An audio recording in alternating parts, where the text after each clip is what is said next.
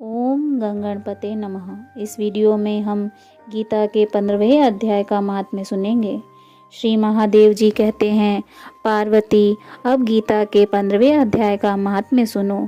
गौड़ देश में कृपाण नामक एक राजा था, जिसकी तलवार की धार से युद्ध में देवता भी परास्त हो जाते थे।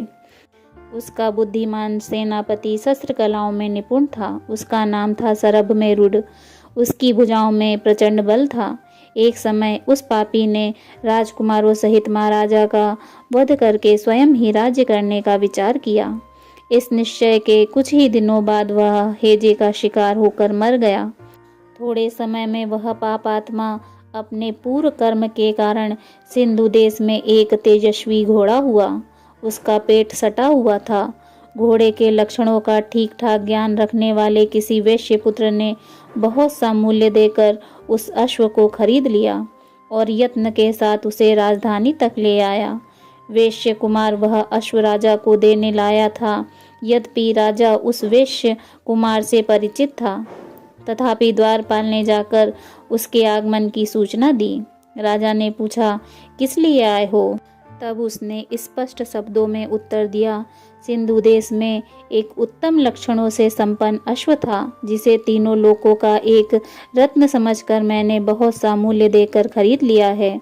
राजा ने आज्ञा दी, उस अश्व को यहाँ ले आओ। वास्तव में वह घोड़ा गुणों में उच्च श्रवा के समान था। सुंदर रूप का तो मानो घर ही था।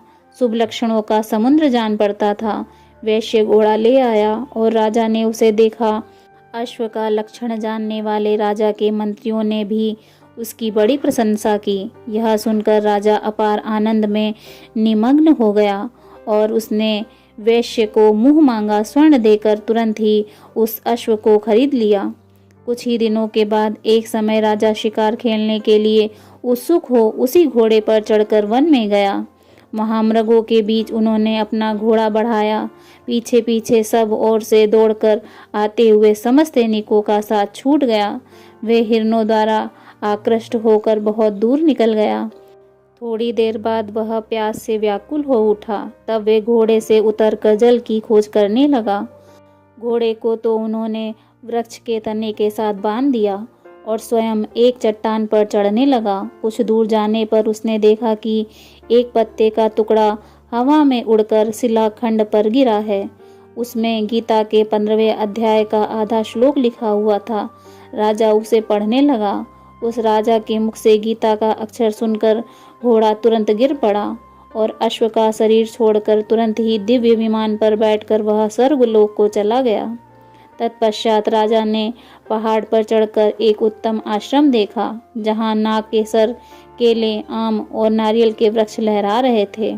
आश्रम के भीतर एक ब्राह्मण बैठे हुए थे, जो संसार की वासनाओं से मुक्त थे।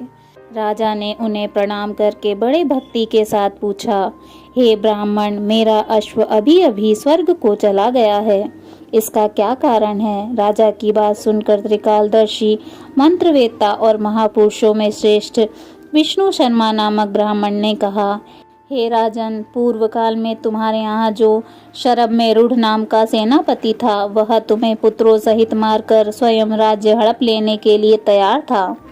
इसी बीच में हैजे का शिकार होकर वह मृत्यु को प्राप्त हो गया। उसके बाद वह उसी पाप से घोड़ा हुआ। तुम्हें यहाँ गीता के 15वें अध्याय का आधा श्लोक लिखा मिल गया था।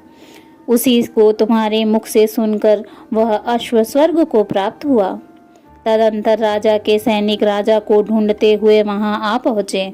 उन सबके साथ ब्राह्मण को प्रणाम करके राजा प्रसन्नता पूर्वक वहां से चले और गीता के 15वें अध्याय के श्लोकाक्षरों से अंकित उसी पत्र को पढ़कर प्रसन्न होने लगे। उनके नेत्र हर्ष से खिल उठे थे। घर आकर उन्होंने मंत्रवेत्ता मंत्रियों के साथ अपने पुत्र सिंहबल को राज्य सिंहासन पर अभिषिक्त कर दिया और स्वयं 15वें अध्याय के जप से विशुद्ध चित्त होकर मोक्ष प्राप्त कर लिया। बोलिए श्रीमद् भगवत गीता की जय। श्री हरि विष्णु भगवान की जय। हर हर महादेव शिव शंभो।